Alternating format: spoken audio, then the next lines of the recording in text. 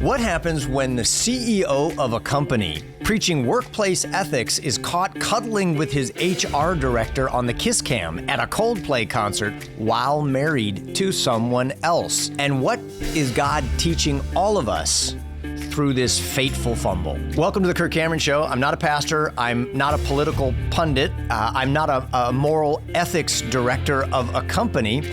I'm a dad, I'm a husband, and I'm an American citizen and a Christian who wants more than anything to be faithful to God, faithful to my wife, faithful to the people that I have an opportunity to help influence, and I want my country to be invaded by heaven more than by hell.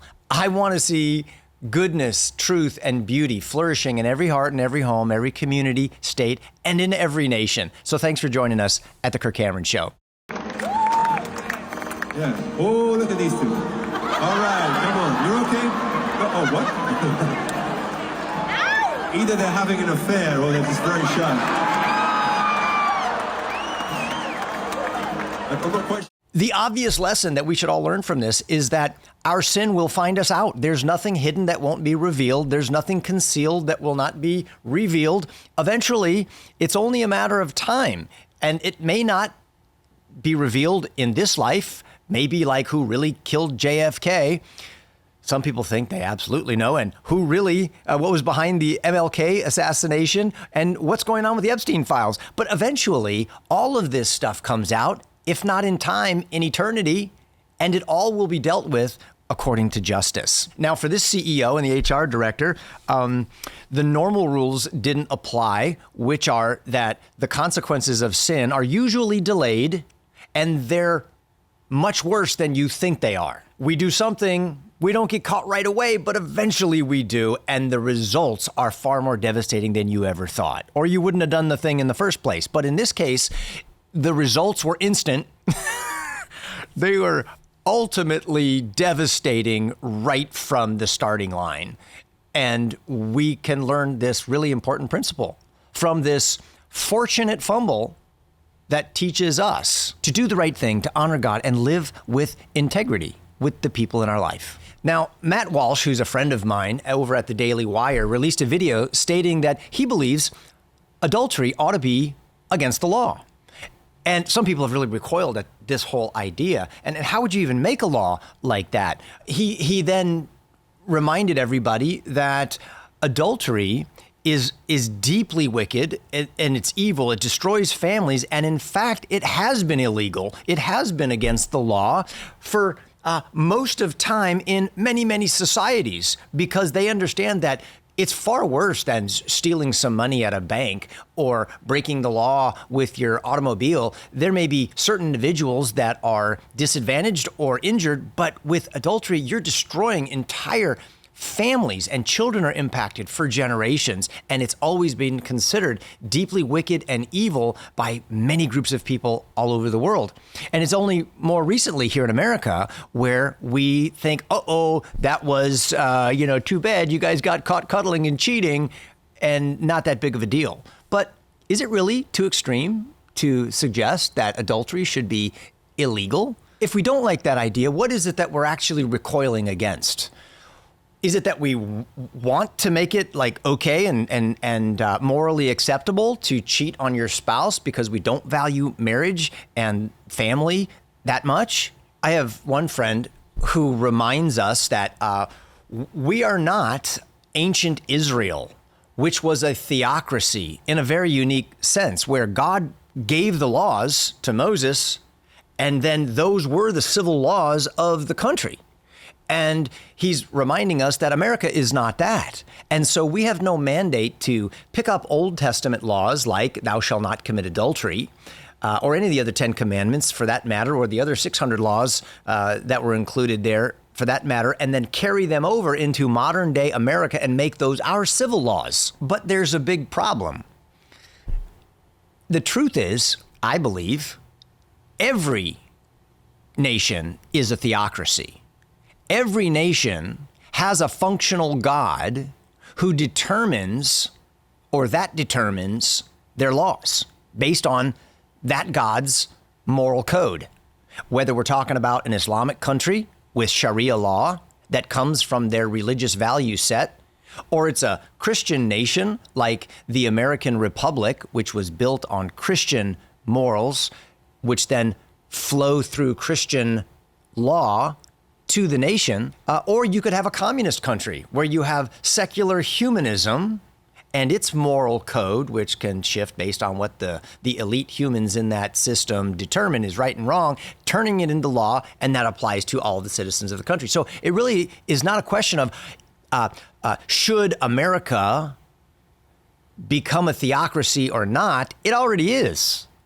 Every nation is a theocracy. The only real question is who gets to be the theo? Who's the theo? Theocracy comes from two Greek words. One is theos, which means God, and then kratos. And so you have theokratos, which is essentially God rule. It's a nation that is ruled by the ultimate power or God.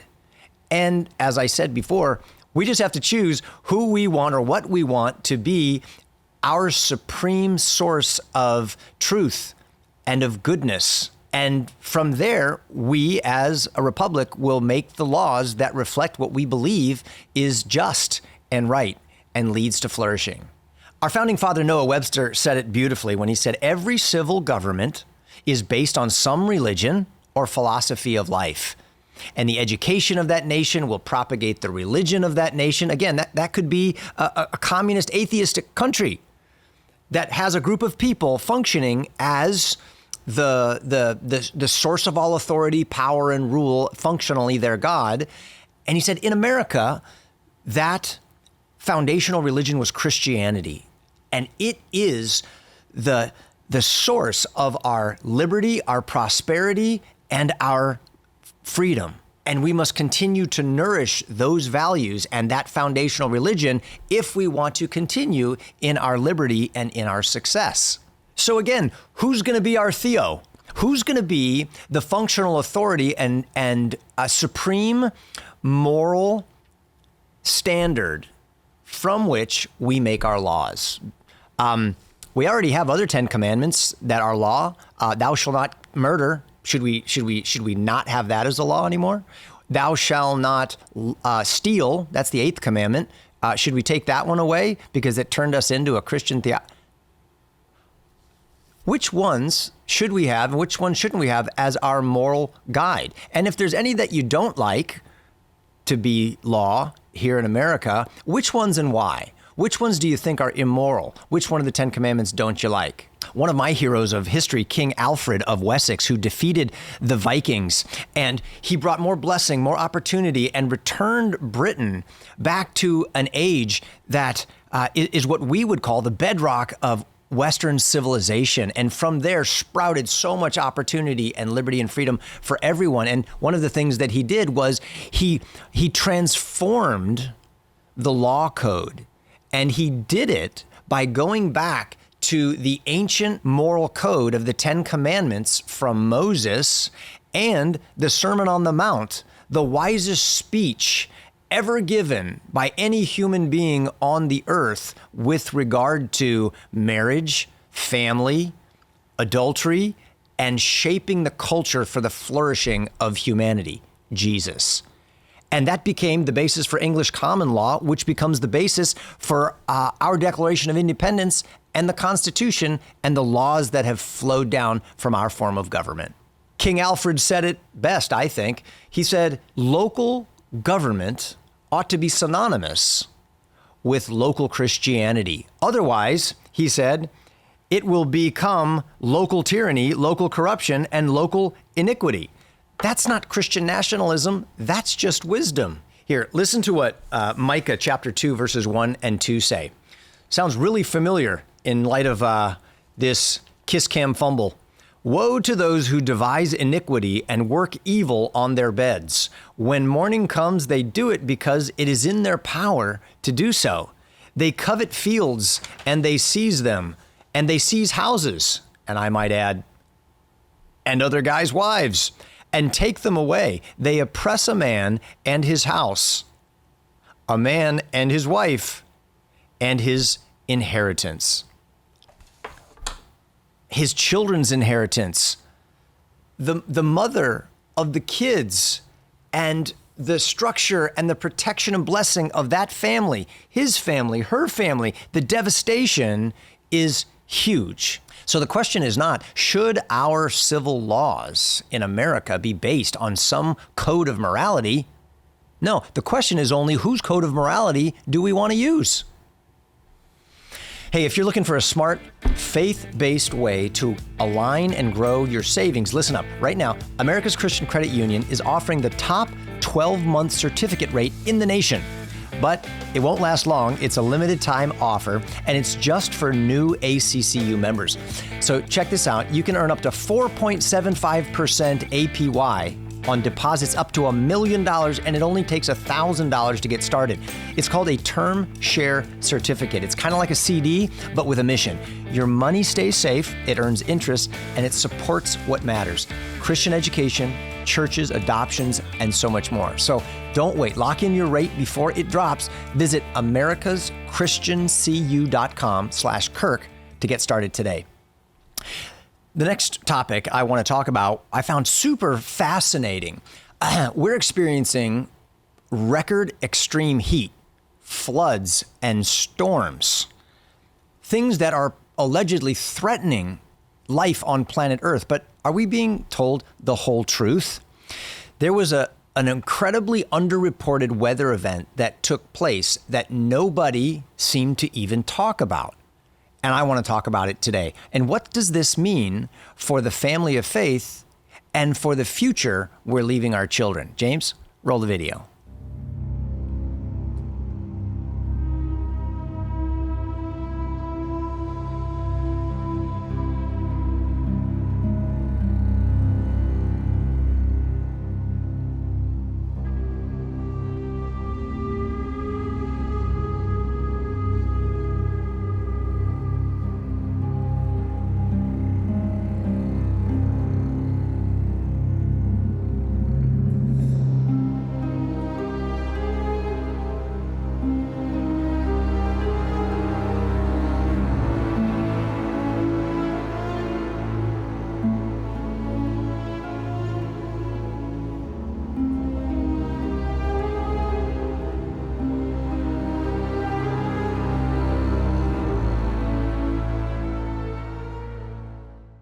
Okay, so check this out.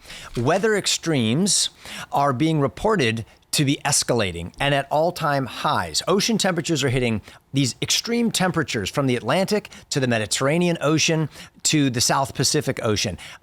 Reports of gorilla hail, of hurricane tornadoes and global flash flooding everywhere, including in deserts. Scientists are sounding alarms over things like Gulf Stream weakening. This is a major current of water, and when that gets disrupted, it can cause massive cooling results or heating results.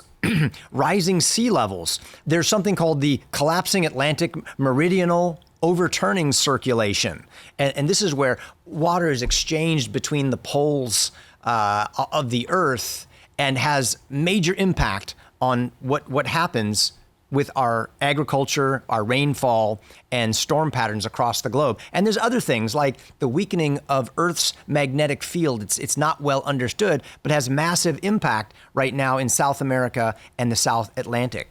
The bottom line is that weather is growing weird, fast. And the question is always, why? And we're being told that it's things like cow burps, cow flatulence, the exhaust that comes out of our cars, which is why we all need to switch over to electric cars. And then, of course, pollution from big factories and nations all around the world, and that man is messing up nature. Well, is that the whole story? And are there other factors that are far more impactful than anything we ever have or ever could do? So since 2022, we've seen historic heat waves, mega droughts, cyclones with record-breaking intensity. Even meteorologists are calling these things unexplainable by traditional climate control models. They can't explain why. But there's a missing piece to this whole puzzle that a friend of mine sent to me, and I really did a deep dive, drilled down to learn about. There was a massive volcano eruption that was one of the largest and most ecologically devastating events in human history, and it happened in 2022. Most people have never even heard about it. It's called the Tonga eruption, and it happened under the South Pacific Ocean, and the force of the explosion of this volcano was hundreds of times that of the bombs dropped in Hiroshima and Nagasaki. Let that sink in for a minute. This volcano, according to the scientific reports, blasted 146 million tons of water vapor into the stratosphere. It went 35 miles up into the mesosphere, and it contributed 10% of the water vapor that had already been existing there in the atmosphere. So think of it, it increased the water vapor 10% all the way around the globe. That is massive because the biggest greenhouse gases that cause climate change and the warming of the oceans and the air is not methane, cow burps. It's not CO2, think car exhaust and pollution. It's H2O, water, is many, many, many times more potent of a greenhouse gas that essentially creates humidity around the whole earth. And what happens when you go to Florida or Georgia or Tennessee, the heat is one thing, but you add massive water vapor humidity, and then the heat index jacks it up another 20, 30 degrees right there in your neighborhood. And this is happening on a global scale, warming up the oceans. And because you've got volcano lava that's being spit out of this volcano in the South Pacific, heating up the water of the ocean in every major body of water around the world to a level that is measurably hotter because of it. And these effects, according to the scientific reports, the rising temperatures of the ocean that are melting glaciers and the air that is now warming up because of the greenhouse effect of this potent greenhouse gas can last up to 8 years. This just happened in 2022. We're only a few years out. And sure enough, we're seeing these unexplainable climate changes, and we're wondering what the heck is going on. Could this be it? Could this be one of the reasons? And yet, crickets from the media. Did you ever hear about this? I didn't. Why would that be? Why wouldn't they report on something that is just so massive as this? I think I know why. You can't monetize it. You can't regulate it. You can't regulate volcanoes. You could make a law that says you're not allowed to erupt, but they tend to be pesky about that kind of thing. They erupt anyway and ignore those types of laws. It seems that the weather is affected by things that we cannot control in such a massive way that even the experts cannot possibly claim to know what's causing it and how you could ever control it.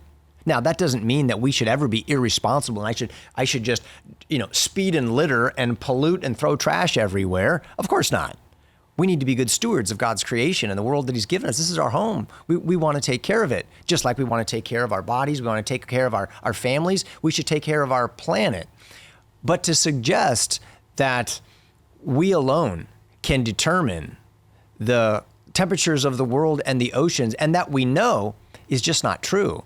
We know that we don't know very much about what actually has been happening over the thousands and thousands of years with the earth as we've gone into times of ice ages. We've gone into scares about global cooling. Back in the 70s, you can see that on the covers of Time magazine, and we go into global warming, and now we're calling it climate change because it seems to go up and down. And we may have just discovered one of the secret reasons why that nobody's talking about. Now, is there anything in the Bible that mentions this or alludes to it? Some sort of a scriptural echo? Well, it's interesting. Some people have pointed out Revelation chapter 8, verses 8, which says something, this is the Apostle John relating a vision that he saw. And here he says, something like a great mountain burning with fire was thrown into the sea. Some people suggest that he was talking about a comet that was like a large chunk of earth or a rock that was flaming and hurled into the sea. But others have suggested that this could be a volcano like a mountain erupting underneath the water. I don't think it's either one of those things, but it's interesting to talk about. Satellite imagery confirmed parts of the ocean turned red due to volcanic ash and a red algae bloom. What do you think? So here's the bottom line. Climate can be chaotic. Flash floods, storms, temperature extremes, highs and lows are real. But the truth is, we know very little about what actually causes it. And the bottom line takeaway, we are not in charge of the planet. We never were. All right, James, what else is happening in the world? All right, the first video that we have is a video talking about the death of Ozzy Osbourne.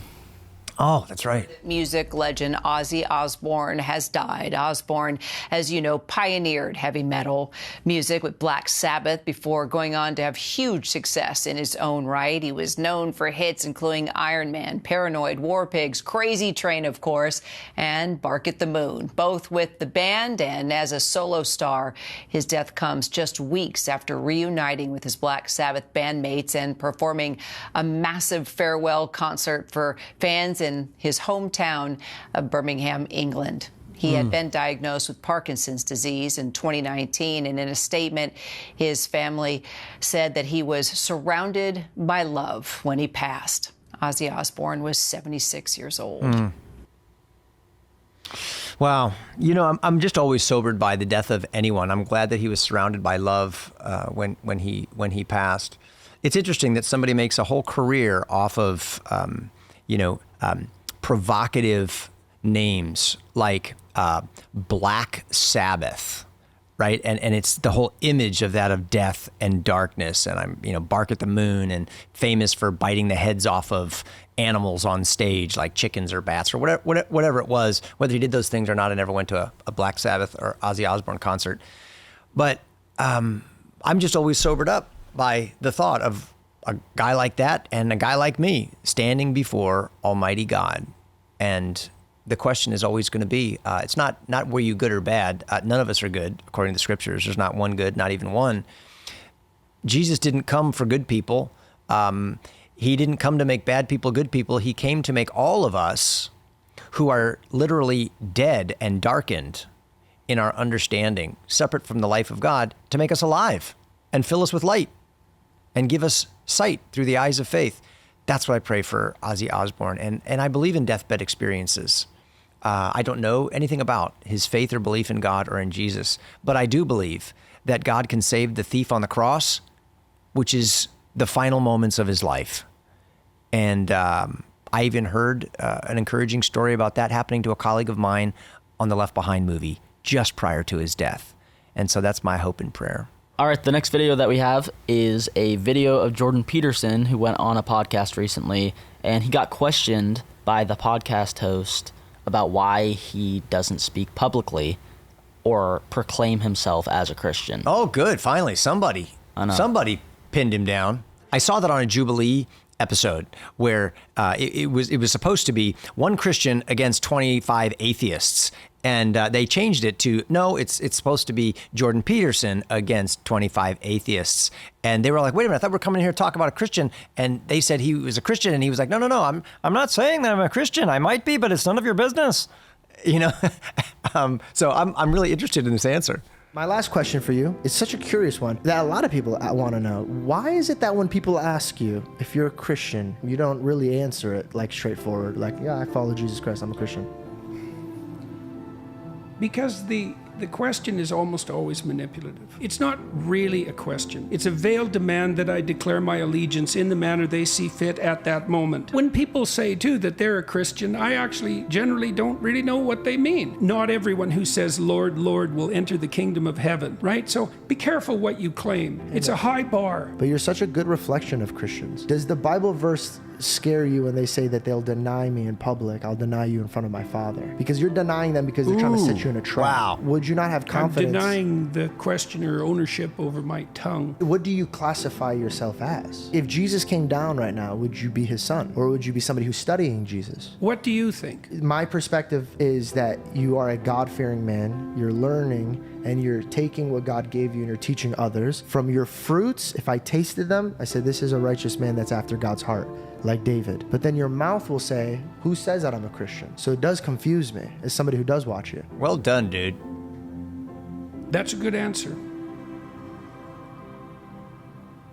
I agree. You just met him where he's at. Oh, that was great. He's going to start crying. I don't know how to add to that. I'm trying to find my way, and I'm communicating with people about that voyage as clearly as I possibly can. I'm painfully public. People can draw their own conclusions. If they want a casual conclusion, I'm not interested in providing that. People think it's obvious. They ask things that, do you believe in God? And I don't answer that question because I don't know what the hell you mean by the question. There isn't a more difficult question than that. That is the hardest question.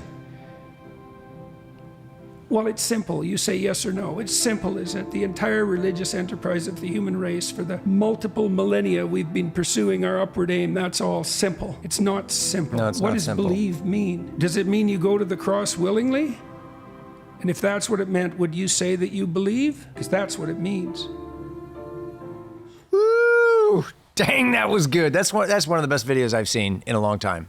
Wow, that challenges me and that inspires me. First of all, I love the questioner's courage and his ability to graciously get to the heart of the question that many of us have been asking. Is Jordan Peterson a follower of Jesus Christ? I went to a movie premiere of Am I Racist, put on by Matt Walsh in the Daily Wire, where Jordan Peterson was sitting right behind me next to Ben Shapiro, and he was wearing a jacket that had a mosaic of stained glass window Jesus images all over it. And I'm thinking, well, who wears that except a guy who loves Jesus? And I also appreciate Jordan Peterson's answers, and it helps me understand. And he's right. When people say, do you believe in God, or are you a Christian? I know that there's some people it means, are you a fascist? That's really what they're saying.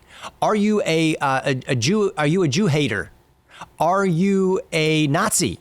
Is what they mean when they ask you if you're a Christian. And they're trying to, in a roundabout way, manipulate you into indicting yourself. And he's like, well, no, I don't give you authority over my tongue, and I'm not going to just answer according to the way you framed the question. And by the way, it's a privilege for you to even know that kind of thing. And then the guy questions about, but are you denying the Father in public? And will that result in him denying you? And you just stopped him in his tracks. And I appreciate Jordan Peterson because I believe he is authentic. I believe that he is deeply thoughtful. And people don't really understand what it's like to be publicly scrutinized to the level that he is. And I think he's a great gift to all of us who are alive to hear him talk as he's on this journey. Yeah, all right, next video. All right, all we would need is like a very specific 10-inch 2x4 and then another one stacked just like this on top of it, and this would be fixed. It'd be fixed. No way.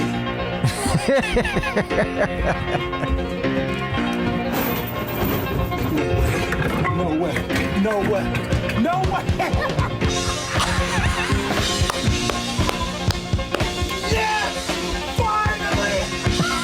Something like this? No way!